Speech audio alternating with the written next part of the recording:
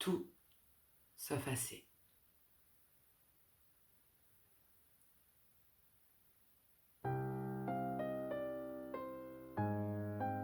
J'avance avec 2 voix contraires. Mais ça, je ne l'ai pas su tout de suite. Au début, je croyais juste que j'étais pas faite comme il faut. Je travaillais dur, je faisais tout bien, et pourtant,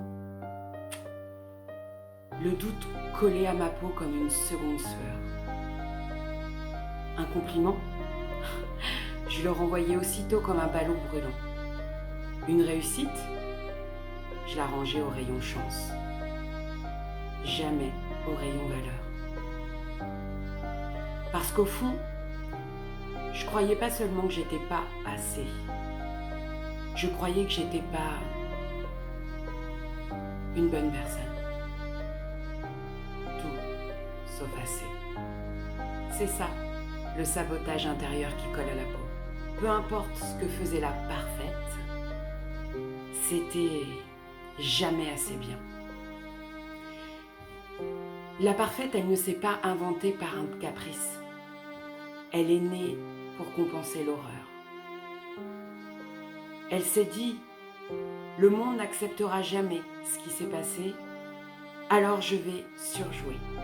Je vais sourire plus grand, travailler plus dur, être irréprochable, aucun faux pas. Et au fond d'elle, une autre idée s'est glissée. Si l'horreur est arrivée, c'est que c'est de ma faute. Alors il faut réparer, il faut compenser, il faut expier. Tout sauf assez. Alors, la parfaite a pris les commandes pour protéger, pour masquer, pour faire croire que tout allait bien. Mais à force de jouer ce rôle, elle s'use. Parce qu'aucun masque ne peut durer longtemps. Elle serre les dents plus souvent qu'elle sourit pour de vrai. Elle met ses mains dans la vaisselle, dans les dossiers, dans les choses à faire, comme si ça pouvait remplir le vide. Mais le vide, il parle. Il parle avec sa voix à elle, la part d'horreur. Alors elle est née petite. Pas par hasard, pas par un caprice. Elle est née parce qu'il le fallait. Quand l'inimaginable s'invite dans la vie d'un enfant, quand ce qui ne devrait jamais exister devient réel, l'enfant invente des moyens pour survivre. Alors elle est arrivée, cette part d'horreur. Elle a pris l'inimaginable et l'a enfermé. Profond, très profond. Elle a verrouillé la porte et avalé la clé. Elle a dit, c'est moi le problème. Comme ça, le monde reste logique. C'est moi la coupable, comme ça, tout tient debout. Elle m'a soufflé que je portais en moi quelque chose d'indigne. Que même quand je fais bien, ça n'efface pas ce que je suis au fond. Tout sauf assez. Elle s'est nourrie de peur, de honte. Elle a grandi dans le noir, à l'abri du regard des autres, mais pas du mien. Et pendant que la parfaite souriait, elle notait tout. Les failles, les faux pas. Et elle se disait, je les garde. Ah ouais, je les garde. Pour le jour où il faudra prouver que tu n'es pas celle qu'il croit. Et c'est ça, vivre avec 2 parts opposées à l'intérieur de soi. L'une qui joue la parfaite et l'autre qui cache l'horreur. Elles se détestent, mais pourtant, elles habitent le même être, elles respirent le même souffle. Et moi, au milieu, je crois souvent que les autres ne me voient pas vraiment. Parce que si un jour ils savaient, eh bien ils détourneraient le regard. Ma part d'horreur est devenue une experte en sabotage. Pas par méchanceté, par loyauté envers l'histoire qu'elle a vécue et qu'elle connaît. l'histoire où je ne vaux rien. Tout sauf assez. Et même aujourd'hui, même si l'inimaginable est fini, elle croit encore qu'elle est utile. Elle ne sait pas que le danger est passé.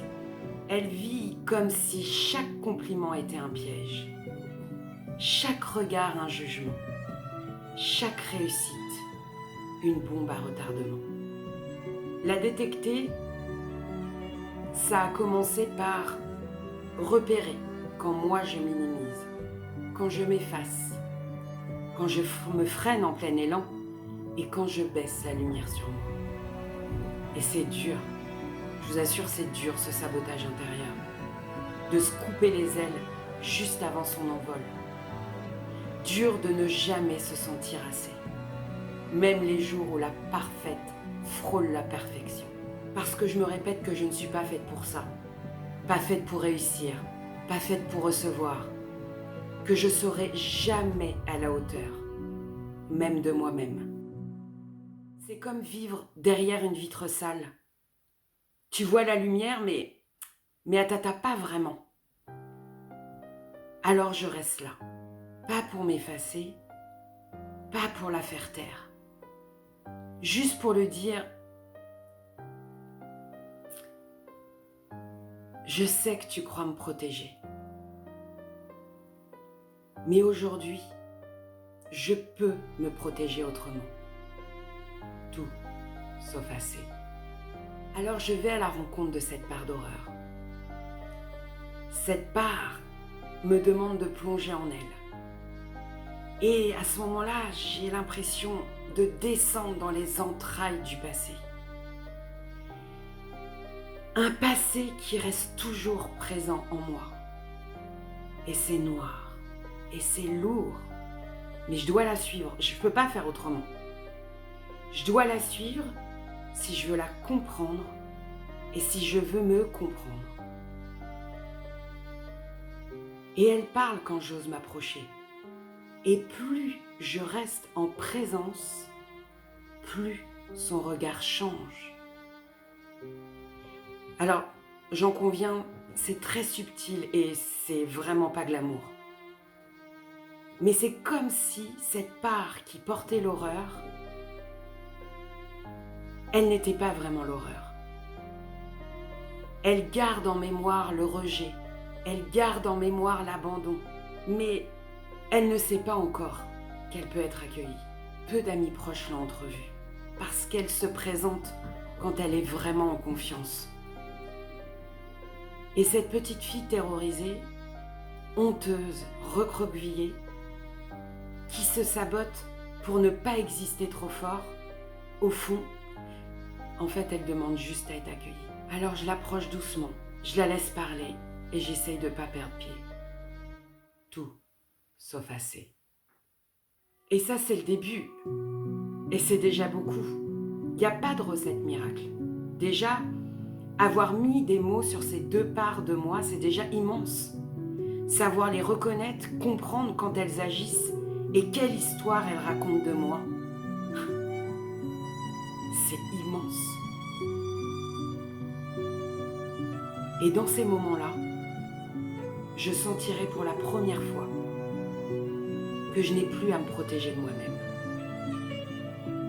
Tout sauf assez. Jusqu'au jour où la parfaite et l'horreur seront